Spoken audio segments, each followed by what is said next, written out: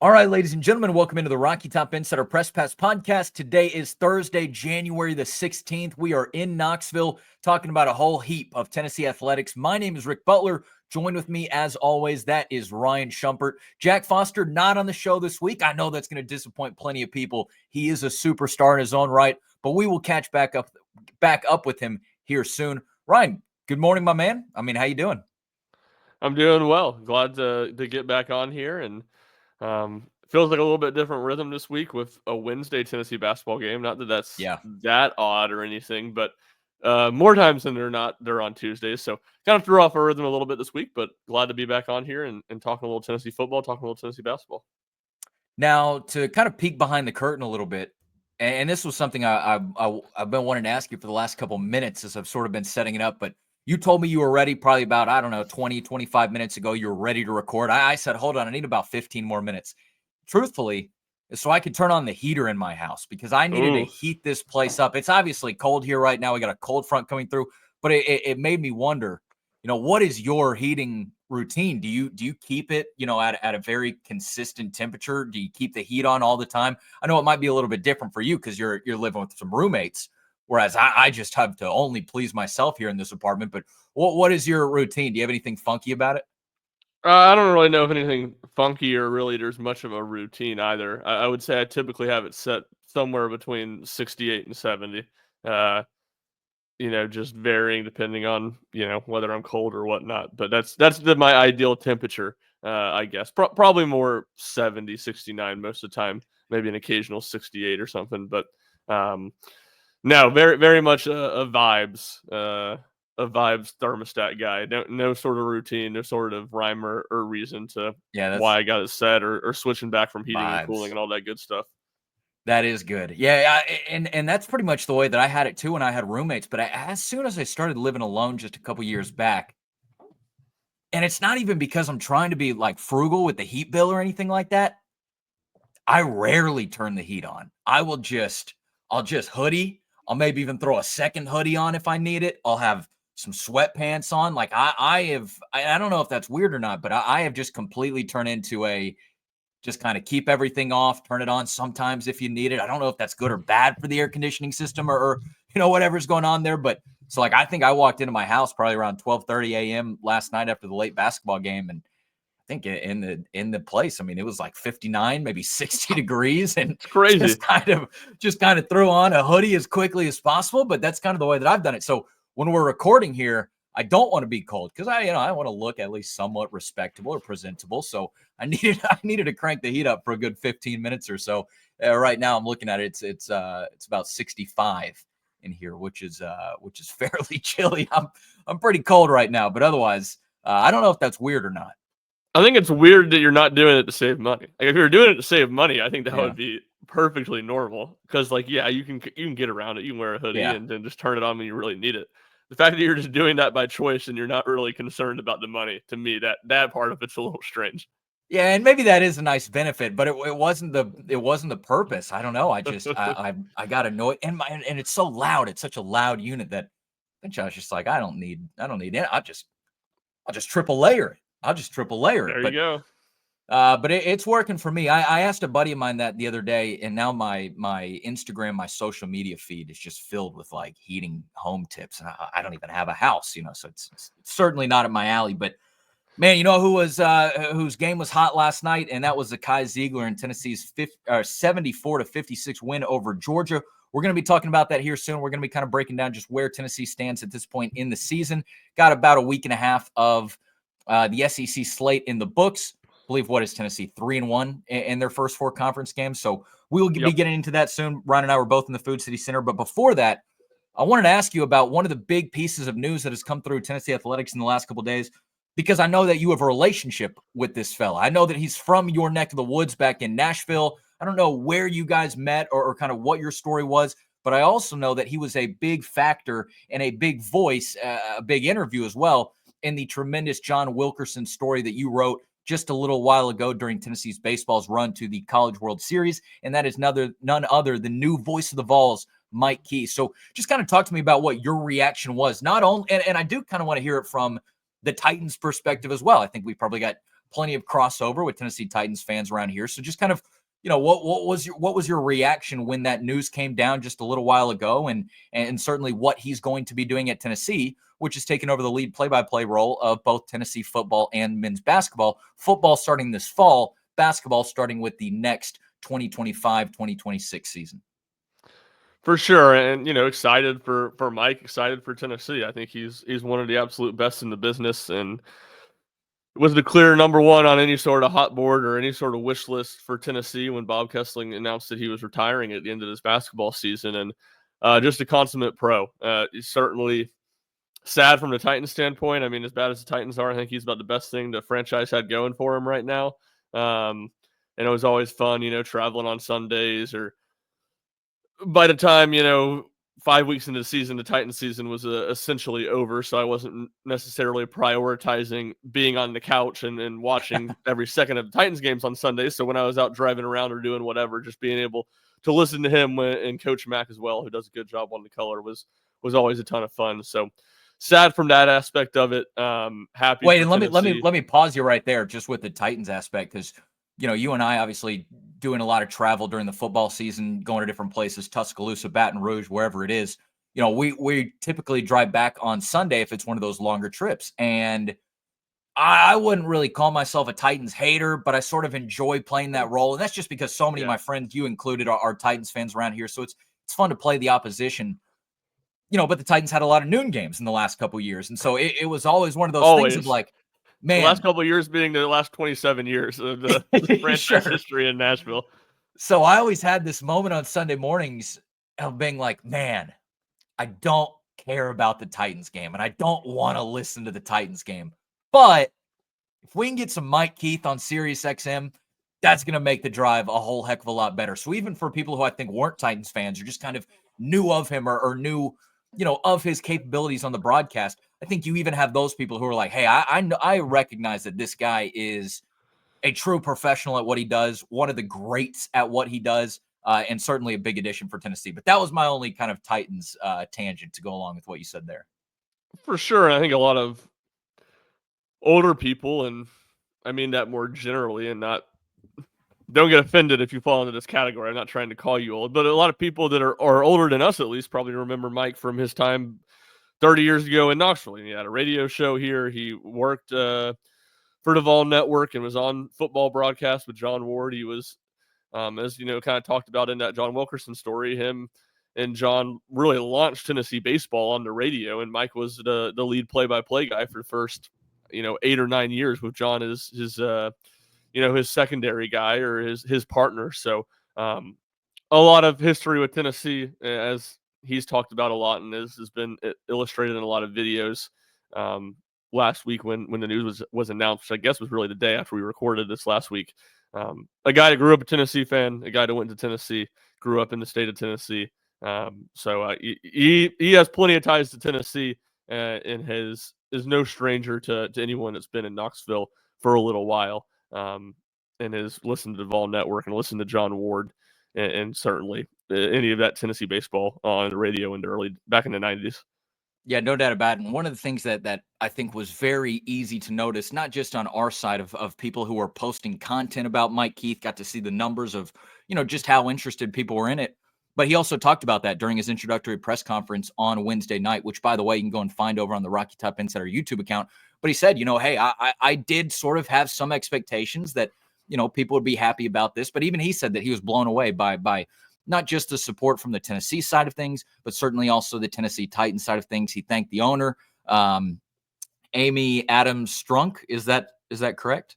Correct. Yeah. So he thanked a lot of the people in the Titans organization, but it was kind of funny just to hear him talk about just saying, hey, even I was blown away a little bit by the reception, and certainly it has been just widespread jubilance, from at least my point of view. I haven't found a single person who has been hesitant about it or certainly not negative about it, but just a lot of people wanting to usher in this new era of sort of where Tennessee athletics is going with a professional that they have seen and do his craft at the top of his game. So this was a huge home run for Tennessee. I mean, obviously like a massive home run, and there were other good candidates out there. But when you're able to go steal somebody, especially from the NFL level, bring them to the college level, I think that's a statement. And certainly he said in his press conference yesterday, this is Tennessee athletics. Tennessee is one of one.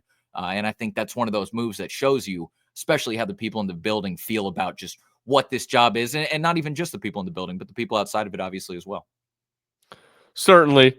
And kind of to what you were leading into a little bit earlier, obviously you hit the nail on the head. We've talked at length about how good he is at his job, but just really a stand-up person as well. My personal story with him is, yeah, I went to Berlin High School from the Nashville area, and he, came and talked to our broadcasting class in high school. And I kind of met him then. Actually, it was the day Tennessee basketball played Wright State in the first round of the NCAA tournament. Actually, at the exact same time that game was happening, that first Grant and Admiral team. So we were talking about the game a little bit then, and then he obviously, if I'm not mistaken, was on the radio show with Brent Hubbs back in the '90s. So real good relationship with Brent Hubbs. And when I was doing baseball at VolQuest, in my early years in college, he reached out and was very, very kind to me and encouraging me and stuff like that. And then when COVID hit, and obviously there wasn't really a whole lot of stuff going on, my dad had the idea of, me trying to do some voice lessons, just to kind of have something to do and work on my craft or whatever. And obviously I do more writing than speaking anyway. But, I reached out to my high school broadcasting teacher, like if he had any sort of recommendations. I reached out to Mike to see if he had any recommendations, and I wasn't even thinking about this at all. And Mike was like, "I'll do them with you," and never charged me anything for it, and helped me out a ton. And I know he's done that with maybe not that specifically, but he's helped out a lot of younger people just like that. And he talked about it, that was one of the reasons he wanted to come to Tennessee, was to be able to work with the students in VFL films, and I'm sure he will do a great job of that. So really just a very selfless person, in Tennessee, getting a really, really good person in the building on top of a really good broadcaster. Yeah, you guys frequented the Chewies, the Brentwood Chewies often together, right? You and Mike, you went to the Chewies quite often? No, I don't know where that's coming from. The Chewies in Brentwood didn't open until I Oh. was in college. So, Oh, man. I wanted that. I'll be honest, I just wanted that to be true. It was one of those kind of things. okay. You and Mike sitting back Yeah. over some chips and queso at Chewies, that would have been a nice story, but you're not you're spot on about the fact that, especially the giving back to the community. And I know he might have had some of his I don't even know what the word I'm looking for here, but just maybe some people who were a little bit critical at times. But Bob Kessling was phenomenal, I thought, to the student body, and I don't know if you got to Yeah. experience it, but certainly on several different occasions, he talked to my classes over at UT. He talked to people one-on-one with things. He would listen to people's play-by-play. I remember one time in school, I did a play-by-play for a Tennessee baseball game. We just set up a little, white foldable table up at the top of the stands, and we did a mock game. And, he would listen to some of that, and he would be really instrumental. So I have no doubt that Mike Keith is going to carry that torch and continue to be very influential in the community. But again, a massive home run hire for Tennessee. And, who knows, maybe you can now get to the Brentwood Chewies with Mike Keith after some of this has flourished. Yeah, maybe so. All right, well, let's keep it moving a little bit, and got a couple of things to get to before we get into Tennessee basketball conversation. Again, talking about just where Tennessee is after 4 SEC games, including nearly a 20-point win over Georgia in the Food City Center on Wednesday night. Looking at the football side of things, though, I believe this was yesterday. Yes, it was yesterday, because it was the same day that John Henderson got elected to the College Football Hall of Fame. But according to VolQuest, a key Tennessee player has suffered an injury, fairly brutal injury, during off-season workouts. Ryan, what do you know about this, and who are we talking about here? Yeah, Jermod McCoy tore his ACL, and you say off-season workouts. Really not. I mean, it was an off-season workout, but not a Tennessee sanctioned off-season workout. I mean, Tennessee players haven't even reported back yet, because classes don't start till next week. So McCoy was just back home at Texas working out, is what it sounds like, and tore his ACL, which is just kind of crazy, a little surreal, and also just a brutal break for him, first of all, and Tennessee as a whole. So, I mean, I would say pretty undoubtedly he's the best returning player on Tennessee's team as a whole. He's a guy that, at least before this, I would have projected to be a first-round draft pick in the 2026 NFL draft after the type of sophomore season he had. So a big loss for Tennessee. You look at the timeline of an ACL injury.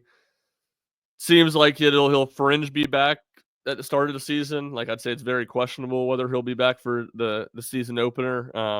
But certainly won't miss the entire season or even the bulk of the season. So that will be obviously something that's going to be a big storyline the rest of the offseason, and especially as we get closer to the season starting in fall camp of what it's like for Jermod McCoy and what he's able to do. Kind of like it was in a lesser extent for Brew McCoy this past offseason. Obviously, his injury was a little bit more serious from a timeline standpoint, but it also happened 3-4 months prior. So, and I do believe Austin Price of Allquist reported he's already had the surgery. So that timetable has already begun for McCoy to start rehabbing things. So a kind of brutal blow for Tennessee here as the players return to campus and start getting going with some offseason workouts. Yeah, that's a good way to put it. Just a brutal blow, a tough situation for Tennessee to go through. And you're right, just to kind of, sort of even magnified by the fact that it was just an off-season at-home workout, just a guy trying to keep up in shape before spring ball here starts, in the next couple months or so. And obviously, this is one of those things where it's tough to talk about right now because it is kind of the smack dab middle of the offseason. Obviously, he won't be with Tennessee on the field for spring workouts and spring training camp and all that. And then you're looking at the start of next season, just saying, hey, when is he going to be back for Tennessee? But not only when, just what is he going to look like, obviously, as he recovers from that. We're in a day and age where, an ACL injury can be rehabbed to a place where, you can be back on the field and you can be back doing your thing. Modern medicine and technology have really advanced that. But at the end of the day, it's still an ACL injury, right? It's still something that has been devastating to athletes as they try to progress their careers forward. So certainly a brutal break for Tennessee. I totally agree with you that he is not just Tennessee's best returning players, but one of their best overall players. I think that's undoubtable. I think anybody would say that. And now to have him on the sideline this whole offseason going into the season, that's obviously tough. Now, if you want to take any silver lining of it, I guess it would just be that, hey, there's going to be an opportunity for somebody to step up and get those first team reps on the field during spring training camp, opposite of Ricky Gibson III. Maybe give Tennessee a little bit more depth, just give some guy a little bit more run, because I think that if Jermod McCoy can come back and be similar to what he was, he's still going to be a great cornerback for Tennessee and just in his football, journey as a whole. But maybe you can give somebody some extra reps here in the spring. I don't know exactly what that would look like right now, but if there's any silver lining, it's that. But otherwise, just a really tough blow for Tennessee. Yeah, I think, you hit on some of it there too, where like with the modern technology and the modern stuff, like I'm pretty confident Jermod McCoy will get back and be what he was this past year at some point. But it's more the fact that it's just like he's going to be working his way in and back into things right at the start of the season, even, really best case scenario. So you would imagine there would be some rust. Now, yeah, I think there's two bits of good news amidst the bad news. One's the fact that it did happen when it did. I mean, it was a whole lot better that it happened now than spring practice, where spring practice you'd probably miss about the entire season. Yep. So that's big. And then the news from late last week that Syracuse quarterback Kyle McCord's going to the NFL draft, I think, is all the more important. I mean, Syracuse led the ACC in passing. I believe Kyle McCord maybe even led the nation in passing last year. They threw the ball 50 times a game. I don't know what that's going to look like this year. They don't really have an obvious quarterback coming back. I don't know if they'll try to add an extra person into the portal. They added an LSU, like third string quarterback who really hasn't played any. So it might not be as pass heavy, but certainly that game, if Kyle McCord was back for Syracuse and they're going to throw the ball 50 times, not having Jermod McCoy would be an even bigger blow. So those are a little bit of the positives. And then, yeah, what it means for depth, I think, is the interesting one. Tennessee has Ricky Gibson back. They have Jalen McMurray back. Both those guys played a bunch of snaps last season, but behind them, it's pretty unproven. Jordan Matthews went to the portal.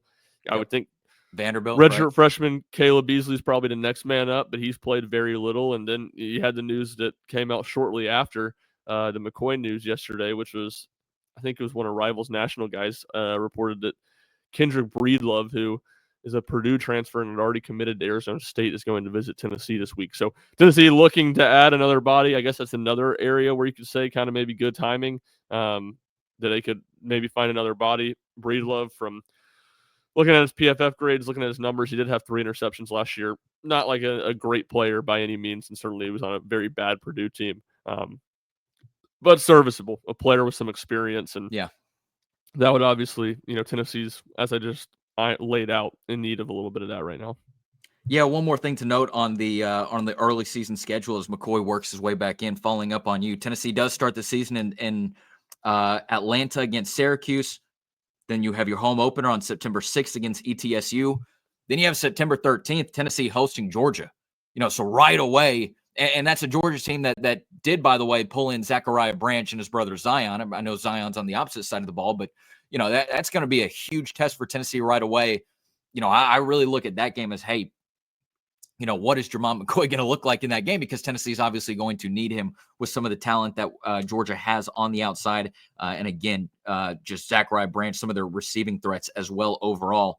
But then, like you said, moving into kind of that next story, and it was Woody Womack of Yahoo Sports and Rivals who tweeted this out and who reported it yesterday.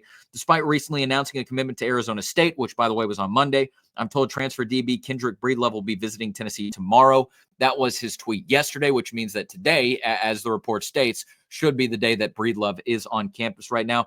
Like you said, has had kind of an interesting journey throughout his collegiate career. He's originally a Nashville guy, went to Pearl Cone, went to Ole Miss for his first 2 seasons, 2021 and 2022. What? Oh, did he play? He was there in 2022. Okay. 2020. Yeah. So but it's, I was but off it's a year weird on him. Yeah, but it's weird because, he played 9 games during his freshman season, 21. Then that scaled back to just 1 game in 2022. So I don't even know if he recorded a stat, transferred out after that. Go ahead. It must have just been special teams both those years, because PFF has him as 1 defensive snap in 21 and not a single defensive snap in 22. Yeah, I think that's pretty much what it boiled down to. So he decided to leave, headed to what was it? Headed to Colorado. For 1 year, was with Deion Sanders' team, was the backup to Travis Hunter, spent 1 year in Boulder, and then went to Purdue, 1 year with the Boilermakers, then hit the portal on December 10th. Kind of withdrew his name right before New Year's, seemingly stayed in the portal, committed to Arizona State on Monday, now seems to be visiting Tennessee on Thursday. So Breedlove is a talented player. He had 3 interceptions for Purdue last season, but he does kind of maybe seem like one of these guys who loves to kind of change his mind, loves to kind of go with the flow, loves change in the scenery. So I don't know what this is going to look like for Tennessee, but hey, if Tennessee's pursuing a cornerback in the wake of Jermod McCoy's injury, provide a little bit of depth there. Again, a guy who tallied 3 interceptions last year. Let me see if I can find the rest of his stats and the article that I wrote for it. 40 tackles, 2 tackles for loss, 40 pass breakups, and 3 interceptions last year, played in all 12 Purdue football games. So a guy who's had a little bit of a late rise to his career, but potentially looking for a new home, whether that be with Arizona State or maybe now potentially Tennessee. But that looks to be the Vols, some of the Vols' latest activity in the portal. Still those 2 commitments, though. Still just those 2. Wide receiver Amari Jefferson coming from Alabama, and then offensive lineman Wendell Moe Jr. from Arizona. Yeah, I mean, you said it. 4 pass breakups, by the way, which I imagine most people. He didn't have 40 pass breakups. Is that what I said? Yeah. Oh man, that would be a big stat. He might have a little bit more pull in the transfer portal if he had 40 pass breakups. No, that's a good stat to have misspoke on, because I think everybody had been like, well, he definitely didn't have 4. No one would have thought, oh, he had 40. Wow. Whoops, just cut the 0. Yeah, no, I mean, that's just the absurdity of college sports. I mean, this guy's going to play 4 teams in 5 years and maybe have another commitment to Arizona State in there if he goes to Tennessee. So, look, he's got 1 year of eligibility. Tennessee needs a body. Yep. I'm sure they can make, it would work out for Tennessee if they did land him. And I guess the other transfer portal news is that Emmanuel Pregnan, who was one of the top interior offensive linemen in the portal, a left guard from USC, he visited Tennessee. I believe that was last week, maybe 2 weeks ago. He committed to Oregon over Tennessee earlier this week. So another body that Tennessee was pursuing and didn't end up landing. But that's kind of, besides Breedlove, that's kind of the other transfer portal activity of the week for Tennessee. Again, stay tuned to RockyTopInsider.com as we try to bring you all the latest news and notes from the Tennessee recruiting scene in the transfer portal and on the recruiting trail as it is. Ryan, we had some pretty obvious news break last night, very expected news, although he did take it up until a pretty good time late in the night. But James Pearce Jr. is officially headed to the NFL draft. He will likely be a first-round draft pick. Now, he has slid a little bit. We'll see where all this evens out. I know in some of the draft articles that I've read or some of the podcasts that I listen to, these first mock drafts are, even more different than the public may believe about just sort of how everything is going to get shaped out after the combine and after all the Senior Bowl and things like that. So we will certainly have a better look as to where Pearce is projected here in the next couple of weeks or so.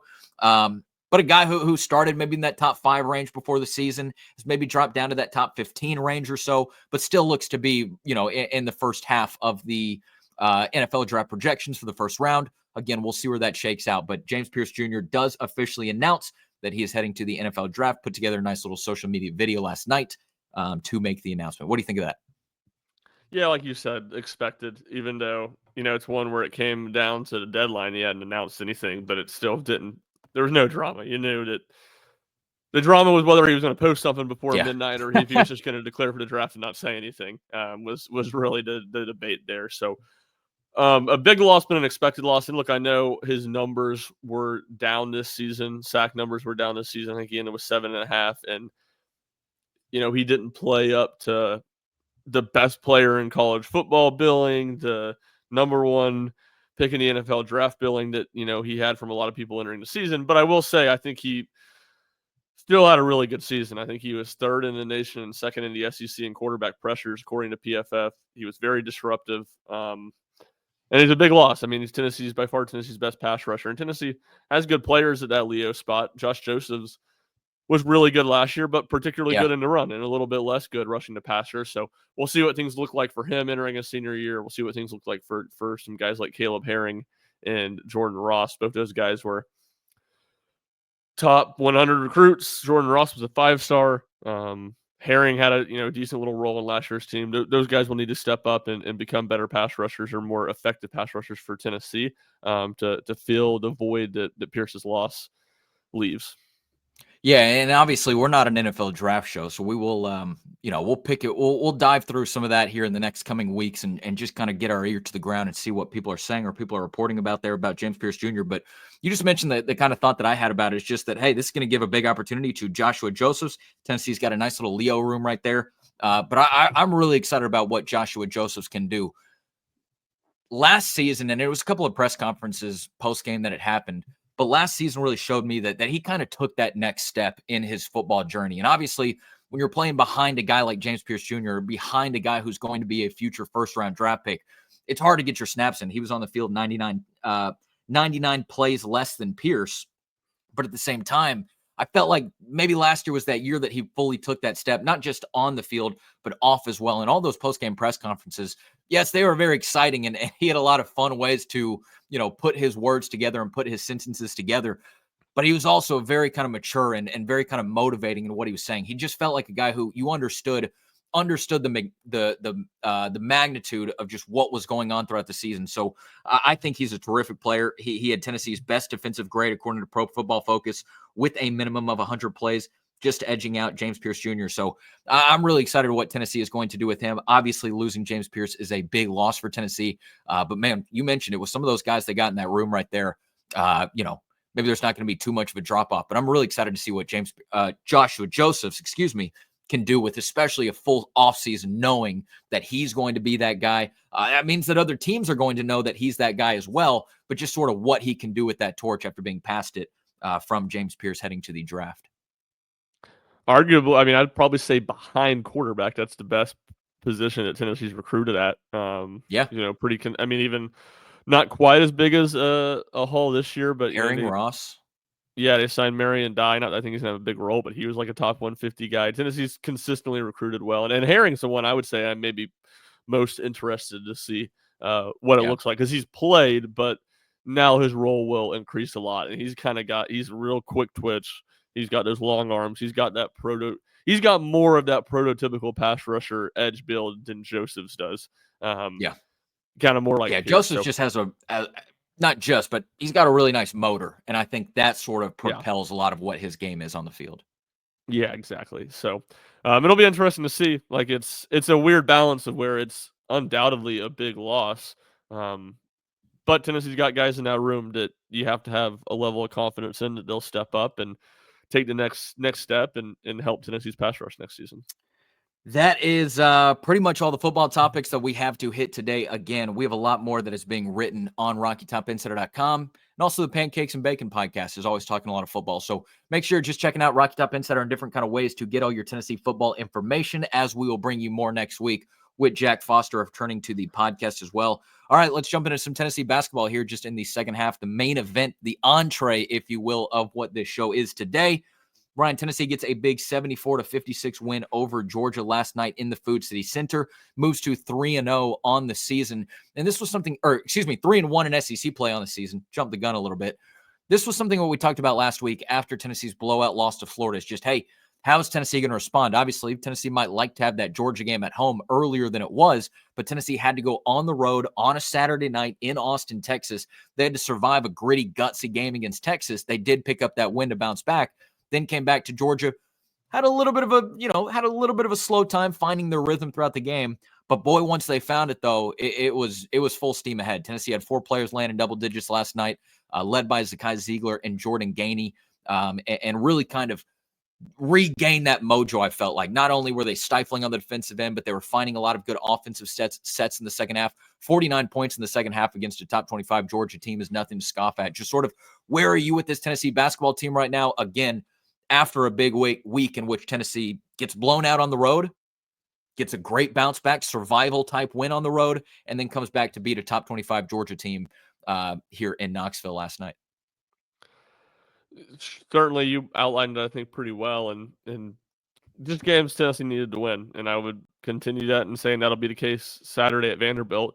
But games you need to win, really, very few of them will be easy this year. So, I think right now what you got to highlight first of all is just the way Chazanier is struggling, and that's a big deal for Tennessee. I think that's in part led to some of the offensive inconsistencies, and it's to me kind of a dichotomy right now where you say, all right, well, this is a good job by Tennessee of winning 2 games with him struggling and winning the Georgia game comfortably and showing that they're more than just Chaz Lanier. And even on offense, like each of the last 2 games, the offenses looked bad for pretty significant parts of the game, but they figured things out enough, and their points per possession has been 1.2 plus in each of those 2 games, which if you're scoring at 1.2 points per possession, that's good for one of the 20 best offenses in the country. So the offensive numbers have been good when you consider by possession, and both those games, especially the Texas game, was a really low possession game. But at the same time, and all that's really good sign, and don't get me wrong, but at the same time, for Tennessee to reach its ceiling, for Tennessee to win the SEC and defend its regular season crown, to get a 1 seed in the NCAA tournament for the first time, they're going to have to get Chazanier going. And I think that's kind of what, to me, the biggest watch is right now is Chazanier watch. And I think he will get back going. I think he's too good of a shooter not to. But I do think what you're seeing is that, he's not great at getting to and scoring at the basket. So when the shots aren't falling, he doesn't have a bunch of other answers and a bunch of other ways to score, which is just going to lend to more inconsistency. And I think you're kind of seeing that play out a little bit right now. Yeah, I think that's true. And you hit it on the RTI reaction show yesterday, but just sort of, when you are playing such perimeter basketball and some of those shots aren't falling, what is that offense going to look like? And obviously you're going to have to shoot your way out of that slump. But the last couple of games have been a challenge for Chazanier. Rick Barnes talked about it a little bit yesterday. You can either go and find that during his press conference on the RTI YouTube channel, or Ryan wrote the Everything Rick Barnes Said after the Georgia game, which is over on the website right now. But otherwise, you're right. I think that certainly Chazanier's struggles are a huge storyline to watch, not just in Tennessee basketball, but for SEC basketball as well. Again, he started out his SEC, career. I don't know. That's not the right word, but the SEC stretch, his first ever SEC game with a 29-point showing against Arkansas just a couple Saturdays ago. Been a little bit of a struggle ever since. So certainly looking at what Tennessee is going to do right there. But you talked about some of those other pieces that are stepping up for Tennessee. Zakai Ziegler being one of those keys. yes, the scoring could be a little bit inconsistent, but he just has such an incredible motor and everything he does for the game. This stuff we've been saying for years now, but he is obviously so valuable to Tennessee's team. Rick Barnes called him his comfort blanket yesterday, and I think that was a pretty good way to put it. And even Kai Ziegler said after that, he said, "Yeah, I kind of know that I'm that role for Rick Barnes." So that's a big one, and he was tremendous for Tennessee last night. By the way, gets a career high 6 assists, or excuse me, 6 steals, passes Santiago Vescovi's previous all-time steals record at Tennessee by just a couple. I believe Ziegler's now sitting at 215. Vescovi's at 212. And Ziegler broke the record less than a year, just 296 days after Vescovi captured it last March. For sure. And I mean, this guy really took over the game last night. I mean, Tennessee was down, what was it, by 1 or 2, by 1 at halftime. And, they opened the second half on a 25-4 run. And during a 4:55 stretch amidst that run, Zakai had 9 points, 4 assists, 3 steals, and an offensive rebound. His play led directly to 23 of 25 points during that stretch. Not necessarily all assisted on. There was one where he got a steal, passed it to Chaz Lanier in transition. Chaz missed a 3, and Felix, got a putback dunk because Georgia's defense wasn't set. I'm counting that one, and then that was a big one. He passed it to Igor Milicic, and Milicic got fouled, and he hit 2 free throws, so he doesn't get an assist for that, but directly led to points. And yeah, he just took over the game in kind of a greater way, but he did a little bit of the same thing at Texas on Saturday. So a big stretch for Zakai, and I think, he kind of proves his value and his consistency, and certainly necessary on a night when Chaz Lanier struggled to get the ball to go down. Yeah, Ryan, I want to ask you a question. Just sort of what are the biggest keys for this Tennessee basketball team as they move into this next stretch? Because, boy, in just a couple games, there is a massive stretch for Tennessee coming up against ranked teams, not just ranked teams, but highly ranked teams. Just what is the key for Tennessee? And I want to start out by saying this. I look at the bench as a big X factor for Tennessee. Sort of what sort of production can Tennessee get off of their bench? I believe in that loss against Florida. And yes, Cade Mays did not – or Cade Mays – almost said Cooper Mays now. Cade Phillips, excuse me. One of those Cades.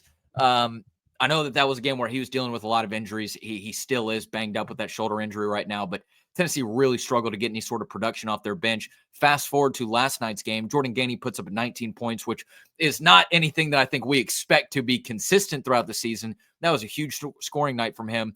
But between his 19 and Cade Phillips' 10 points, it's 29 big points off the bench. And that was also after a quiet night from Darlington Dubar. So again, just sort of if those 3 guys especially can just sort of find a little bit of production each game, I think that's a big X factor for Tennessee. Just what can Tennessee do off their bench? I think if their bench struggles and it puts that much pressure on a Chaz Lanier, a Zakai Ziegler, an Igor Milicic Jr., I think that's where you could see Tennessee run into some struggles. Obviously, it's the bench for a reason, but I do see that being an X factor just here after these first 4 SEC games. Certainly, and I mean, you said it. They've gotten big bench contributions each of the last 2 games, and I think Gainey is particularly important, especially if Chaz is going to struggle because as the 6th Jordan, man, Jordan Gainey's off the bench, but he's very much in that second. It's Chaz, and then it's Igor, Zakai, and Gainey. Pretty similar level scorers, so he's in that next group for sure. I agree with all that. I think consistent presence inside is going to be important. To me, Felix Okpara has been just slowly and surely playing a little bit better. Still not doing a ton on offense, but you don't really expect that. But he's been good on the glass. He's been back-to-back games now with 3 blocks. I thought he was Tennessee's best player at Florida, which granted low bar the hurdle there. But you need him to continue to play that way. You need Cade Phillips to get healthy and play like he was early in the season. All that stuff matters. I think, again, I would circle getting Chaz going, I think, as being one of the most important things, especially when you talk about going on the road here and then the next 4 games after that being against top 15 teams or, top 20 teams, and 3 of them being against 3 of the best teams in the conference. I just think for Tennessee to be at their best, they can probably win some of those games at home without Chaz playing great. But if Tennessee's going to go into Auburn and win, if Tennessee's going to really be at its best and win some of those games comfortably and at least win all 3 of those games, they need all 3 of those home games against Mississippi State, Kentucky, and Florida being the last one. They need Chaz to be good for multiple of those games, and they need to have a physicality inside and be able to win battles on the boards and affect shots at the rim at a really high level like they have been doing. Yeah, you kind of stole my thunder there, but here's what the next 5 games look like for Tennessee. And actually, I'll even throw in a 6 because that 6 team just got a huge upset win over a top 5 team, Alabama, just on Tuesday. In order, Saturday at Vanderbilt, Tuesday hosting Mississippi State, who's ranked 15, Saturday at number 1 Auburn, Tuesday hosting number 8 Kentucky. I believe the Saturday after that, hosting number 5 Florida. That's a big revenge game. And then the following week after that, February 5th, that is going to be Tennessee hosting Missouri as well. Ryan, Tuesday's games kind of proved it that anything can happen. Missouri beat Alabama in Tuscaloosa, I believe it was. And then what was the other big? There was another big upset that I was looking at. It was Ole Miss to beat Alabama in Tuscaloosa. Oh, excuse me. Missouri beat Florida in Gainesville. That's so, exactly what it was. You got the two upsets, just a little bit different sides of the coin. Yeah, just had them mixed up there. So, and that's just, that's I think what people have been preaching. I think the fans certainly know it as well. Certainly the coaches and Rick Barnes have been preaching it. But the SEC is just one of those kind of leagues where even if you're going up against an unranked team, you got to be prepared to play every single night. And especially when those good teams come into town. Tennessee's going to have a chance to get revenge on Florida just on the first day of February, that Kentucky rivalry game. And then going to Auburn is going to be an incredible challenge for the Vols going into a hostile environment at an 8:30 p.m. on a Saturday night. When you talk about a home advantage, they talk about Saturday night college basketball at 8:30 p.m. in your own arena. That's the definition, the textbook definition of home field advantage. So there's a lot of tough games coming up for Tennessee. Where do you see Tennessee just sort of in this pecking order right now, being in that top tier, being one of the top 5-6 teams in the country, but also having a lot of extremely good competition around them? Certainly. I mean, I continue to think Auburn's the best team in the country, best team in the conference.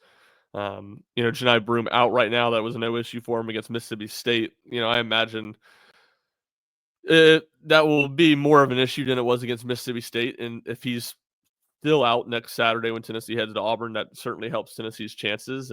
But I see Auburn as the best team in the league, and I think Tennessee's in that next group with Alabama and Kentucky and Florida probably. But like you said, it's not going to be a whole lot easy. I think the key for Tennessee is defending home court, winning as many games. Don't drop more than one game at home, and then I think you got to beat the back half or the bottom half of the league on the road, and that's why winning at Texas was big. That's why this game against Vanderbilt will be big. It's a game Tennessee. If Tennessee's again, it's the high bar you're holding them to here, but if Tennessee's going to be a 1 seed, if they're going to potentially win the SEC, that's a game Tennessee has to win. It'll be the same when they go to Oklahoma. It'll be the same when they go to Missouri. Because those games like at Florida, those games like at Auburn, those games like at Kentucky, those games like at Ole Miss are going to be really, really difficult to win. So I think it's for Tennessee to keep on building its resume. You got to win just about every game at home, and you got to beat those teams that are good still, but maybe, on the bubble or on, projected to miss the tournament when you go on the road. No doubt about it. There's a lot of stuff coming up for Tennessee here in the next couple of weeks or so, obviously with the season as a whole. But you can stay tuned to Rocky Top Insider for all of it, as Ryan and I will be at these games covering what is happening on the court. Anything left on just any of the kind of thoughts that you want to get out on this Tennessee basketball team, sort of where they are, maybe thoughts from the game last night? I guess just a brief thought is that, Jermod McCoy played really well last night. He had not had a very good week. Oh, yeah, 5 of 5. On the road the week before that. And yeah, you mentioned it, 5 of 5, did some good things offensively, and, maybe just as importantly, or back to kind of his bread and butter, was disrupting a lot of what Georgia was trying to do offensively, whereas the week before, certainly he was not bad defensively by any means, but just not quite as disruptive. I don't think he had a steal or a block at Florida or Texas. So that was a good sign to see, and it was good, like you said, the 5 for 5, attacking the basket, having some success, hit a 3, all that stuff was a really good sign as well, because Tennessee needs that version of Jemai, and Jemai, like a handful of these players for Tennessee, playing banged up right now and trying to fight through some adversity. Yeah, I was just going to say that as well. I don't know how much they're talking about it on the broadcast, but when you see Cade Phillips, you see the big shoulder brace, right? You know what's going on. You know that he's banged up. He's dealing with something right there. I don't know if people are always remembering that Jermod McCoy is dealing with those fingers injuries right now. as that is affecting his shooting a little bit. He actually gave a really fascinating answer just about his sort of offensive mindset, his offensive identity, and then what he's had to do differently because of this finger injury to his shot yesterday. I'm sure we might write about that. But again, if you want to go and find that, it is on the Rocky Top Insider YouTube account, maybe where you're watching this right now, as he spoke alongside Jemai Meshack following the game. As he spoke alongside Zakai Ziegler after the game against Georgia on Wednesday. There we go. Speaking of dates, you and I will be headed to Nashville, your neck of the woods, somewhere around there. Maybe we can go to Chewy's for the game coming up this Saturday against Vanderbilt. That game is going to be a mid-afternoon game, I believe 2 o'clock local time, which means 3 o'clock p.m. Eastern time here. 3:30? I'm like 90% sure. I'll double check while you keep talking, but I believe 3:30 Eastern time. All right. Well, then I'll stretch this out for a second because that was pretty much all I had. But Tennessee will head into correct 3:30 Nashville, 3:30 p.m. Eastern time, 2:30 p.m. local time. That gives me that's actually good for me because I have some errands to run in Nashville, believe it or not, before the game on Saturday. What do you think about this game? Just as Tennessee looks to continue this 2-game win streak they're on right now. Like I said, I expect it to be a challenging game, as it usually is for Tennessee at Memorial Gymnasium. Vanderbilt's much improved. They're a bubble team. I think I would probably pick Tennessee to win a close game right now, but this is going to be a challenging matchup, and this is a Vanderbilt team that is going to have a lot to play for, and certainly their fan base is a little more fired up than they've been the last couple of years. 2 years ago was a bit of an exception. They had a decent team then that ended up on the wrong side of the bubble, but Mark Byington doing a good job in his first year, and a game Tennessee will have to play, at least solid to get a win, and certainly do not expect it to be an easy one for Tennessee. Got to see what we normally say, but that's Tennessee relying on their seniors. Seniors got to step up, and shooters got to step up as well. Try to do what they can in, Memorial Gymnasium? Correct. It's not a field house, right? It's a gymnasium. Yep. Correct. As I'm sure there will be plenty of Tennessee fans in attendance with it being a Saturday afternoon in Nashville. It's going to wrap it up for us here today. As always, you can follow Ryan Shumpert on social media. He is rshump00. That's SCHUMP. You can follow myself on social media as well. I am at Rick_Butler. It's just RIC with no K. But otherwise, make sure you're checking out RockyTopInsider.com each and every day as we try to bring you everything that is happening in the wide world of Tennessee athletics. And, of course, live coverage from Memorial Gymnasium of the Tennessee Vanderbilt basketball game coming up this Saturday afternoon. Ryan, I think that's about it. So I'm going to go ahead and wrap this up. Thank you, everybody, for listening to the show today. We will certainly be back with a post-game conversation after that basketball game on Saturday. And then I imagine that sometime next week, we'll bring Jack Foster back into the fold, get his thoughts on everything happening around Tennessee football, maybe even SEC football and the transfer portal as a whole, but be on the lookout for that next week. Hey, thanks for listening as always. We appreciate you. If you made it to the end, have a great day, and we'll see you back next week.